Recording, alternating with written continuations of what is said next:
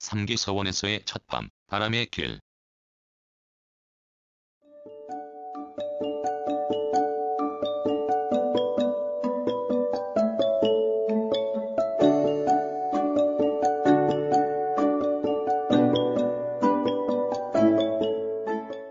오후 4시 반경 3기 서원에 첫 발을 들였는데 그것은 나의 바람 결과였다.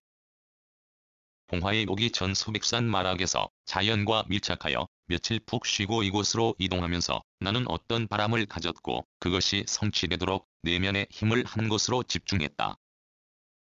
소백산에서 부석, 그곳에서 지방도를 타고 무려에서 봉화로 진입하며 내성 천변공원 못 미쳐 석천정사로 가는 골짜기에 움직이는 궁전을 세우고 굴림방에 들어 누워 땡볕을 피할 때였다.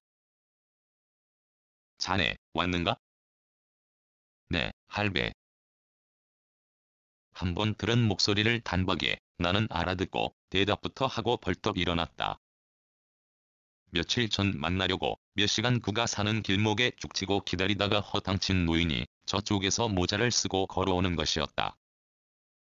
노인을 따라 3기 서원으로 걸어 내력과 안내를 받았다. 3기 서원에는 충정공사가 있다. 충정공사 뜰에 서서 노인의 말을 들으며 드디어 내 뿌리의 고리를 만났다. 라는 생각이 들었다.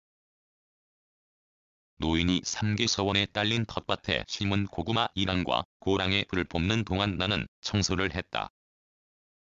넓은 대청 가방을 깨끗이 쓸고 서너 번을 걸레질했다. 대청마루에 깐 송파는 넓은 곳으로 건물을 지을 당시 이것을 짓기 위한 소나무의 수령과 크기가 대충 짐작이 되었다. 진종일 흐린 날씨였는데 늦은 오후에 해가 구름을 뚫고 나타났다. 풀을 뽑던 노인이 일을 다 마치지 않고 덥다며 그가 사는 곳으로 돌아갔다. 이제 3기 서원에는 나 혼자 있다. 대청에 걸터앉아 마구 떠오르는 생각을 제어하지 않고 내버려 두었다. 노인이 첫 번째 제시한 방은 전기를 난방으로 하는데 서원 한가운데 있고 수도가가 멀다. 그래서 나는 수도가에 가까운 대청이 있는 방을 쓰고 싶다고 했다. 노인은 그렇게 하라고 했다. 내가 원한 방은 기름 보일러가 설치되었다며 연료통이 바닥에 놨으므로 따뜻하게 자려면 채워야 한다는 노인의 말을 듣고 바로 기름을 채웠다.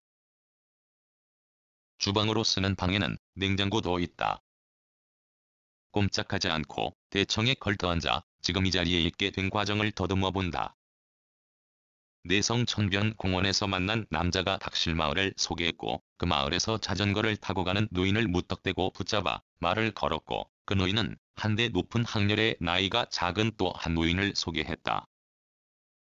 증조 학렬의 두 번째 노인은 첫 노인과 달리 깐깐했다. 상대의 마음을 열려고 그날 나는 1대1로 만나 대화를 시도했다. 그리고 한열흘 지났다. 석천정사와 3기 서원을 관리하는 노인은 큰 길로 돌아다니지 않고 계곡을 따라 움직일 것이란 추측을 하고 며칠 만에 봉화에 와서 그 길목에 움직이는 궁전 터를 잡은 것이다. 생각이 적중했다. 두 번째 만난 노인은 나를 대하는 것이 전날과 달랐다. 봉화에 올 때마다 이곳에 살고 싶다. 라고 생각이 실체화한 것이다. 물론 3기 서원에서 두 다리 쭉 펴고 잔다고 해서 내가 봉화 사람이 된 것은 아니다. 그나마 목구멍에 풀칠하기 위해 하는 일을 계속하려면 주소를 청송해 두어야 한다. 이런저런 생각을 하면서 그대로 대청에 걸터앉아 있는데 어느덧 해가 넘어가고 어둑해졌다. 나는 움직이는 궁전에서 몇 가지 사물을 대청으로 옮겼다. 첫 번째 나른 것은 접이식 휴대용 책상과 노트북이다. 두 번째는 한동안 사용하지 않던 앰프와 굴림방에 몇 년째 달아놓고 쓰던 스피커였다. 스피커를 앰프에, 앰프는 노트북에 연결했다. 나는 감사합니다. 1과 2를 틀었다. 빌더글라스의 HYMM을 배경음악으로 한 내 목소리다. 이 넓은 대청에 있다는 사실에 나는 감사함을 깊이 느꼈기에 이것을 튼 것이다. 미리 쓴 글이라 이곳에 있게 한 몇 사람에 대한 감사의 말은 감사문에 들어가지 않았다. 그래서 나는 내 목소리를 들으며 중간에 내 마음으로 설득한 도움을 준 사람에도 감사의 생각을 보탰다. 나는 감사합니다 1, 2에 이어 영남 성주풀이를 들었다. 성주풀이를 들으며 나는 생각을 확장했다. 어쩌면 이곳에 지금 있는 것은 영남 성주풀이로 말미암은 것일 수도 있다는 생각을 한 것이다. 한 보름 전에 성주풀이의 고장 안동제비원 솔시공원에서 하룻밤을 보내며 나는 음악을 수도 없이 반복해서 들으며 어떤 생각을 강력하게 했다. 없는 자의 변명처럼 들릴 수도 있지만 나는 남은 생동한 내 이름으로 된 부동산을 만들지 않을 것이다. 그런데도 불구하고 초각은 와각은 집을 다스리는 최고신이 내력에 대해 말하는 영남 성주풀이를 들으며 나는 마음의 집을 지었다. 내가 원하는 자연환경에 내가 원하는 그런 집을 생각으로 그 후 계속 지었다. 집 짓자, 집 짓자. 영남 성주풀이에 이어 안톤 브루크너의 교향곡 제9번을 들었다. 사람의 냄새가 나지 않는 대자연의 경이로움을 느낄 수 있는 대곡이다. 음악을 들으며 대청에서 방으로 들어갔다. 대청으로 통한 방문과 맞보는 문을 열었다. 이 문의 용도는 뒷관 출입과 한여름 바람에 길을 트기 위한 선조의 지혜라 생각이 된다. 두 문을 활짝 열어젖히자 시원한 바람이 뒷뜰에서 방을 통하여 대청으로 움직이는 것이 보이지 않아도 역력하게 느껴진다. 한옥은 바람의 길을 막지 않는다. 삼기서원에 내가 첫 밤을 보낼 이 건물도 마찬가지다. 대청 앞은 문이 없고 뒤에 두 개의 문이 있는데 동서로 배치되었다.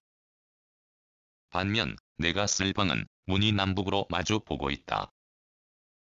그러므로 이 건물은 동서남북으로 바람의 길이 모두 트여서 아무리 찌는 한여름에도 사방에서 시원한 바람을 건물로 유입할 수 있다.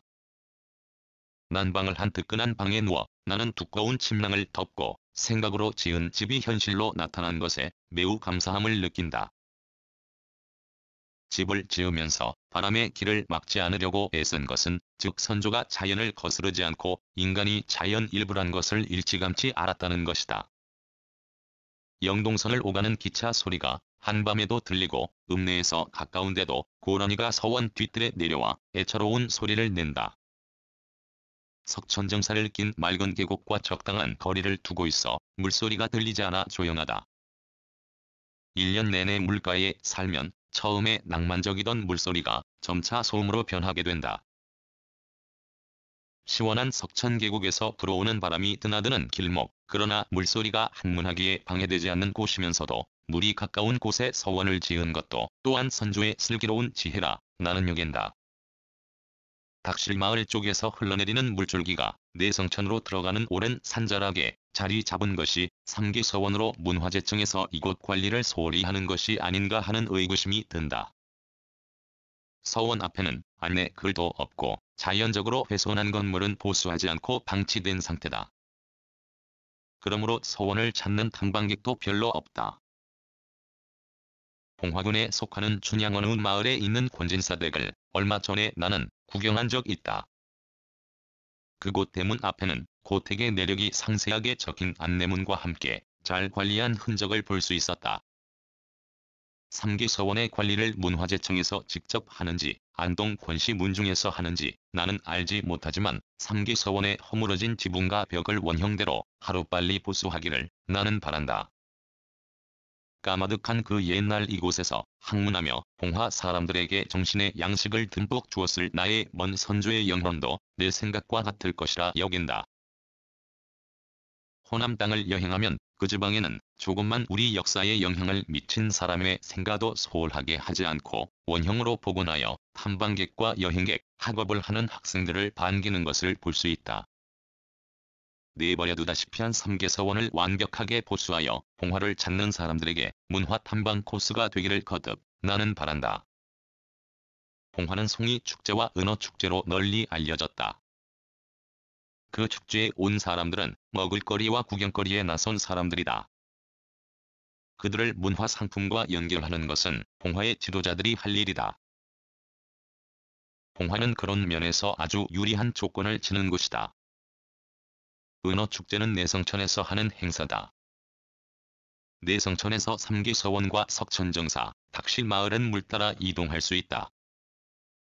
이 생각만 해도 이곳에서 영향력을 행사하고 있고 그런 자격이 있는 사람은 단순히 먹을거리와 구경거리로 봉화를 찾는 사람들에게 봉화의 문화 유적을 알릴 필요가 반드시 있다고 나는 생각한다. 삼기서원에서 첫 밤을 보내면서 나는 한 가지 사실을 유추할 수 있었다. 선루가 서원 옆으로 나 있고 열차가 지나갈 때마다 내가 쓰는 방천정에서 흙이 떨어지는 것이었다.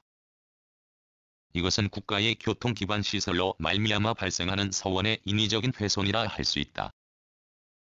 열차가 다닐 때마다 서원의 땅은 흔들리고 그 위에 아름다운 건축물도 타격을 받을 수밖에 없다고 나는 생각한다. 서원을 보수할 때 관련 기관은 이 사실을 간과해서는 안 된다. 인터넷에 어느 문인이 2007년 11월 초순에 삼기서원을 탐방한 글을 읽은 적이 있는데 그때도 이 서원은 보수 공사를 하느라 어수선하다는 말고 그 당시에 보기 민망한 사진이 인터넷에 공개된 것을 보았다. 그 당시 어떻게 보수를 했기에 채 3년도 안 되어 관물로 지붕을 포함 곳곳이 허물어졌는지 이해가 안 된다. 날림 보수 공사였든지 위에 지적했듯이 기찻길을 염두에 두지 않아서 일 수 있다. 다시 이런 문제가 재발하지 않도록 완벽한 보수를 기대하며 사이버 세상에 떠도는 잡초가 무성한 삼계서원의 이미지가 사라질 날을 손꼽아 나는 기다린다. 2010년 6월 20일 봉화에서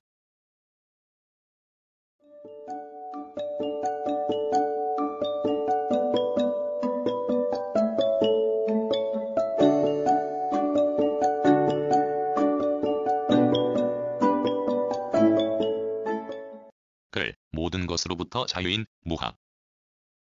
낭독, 글 읽어주는 강지식. 들어주셔서 고맙습니다.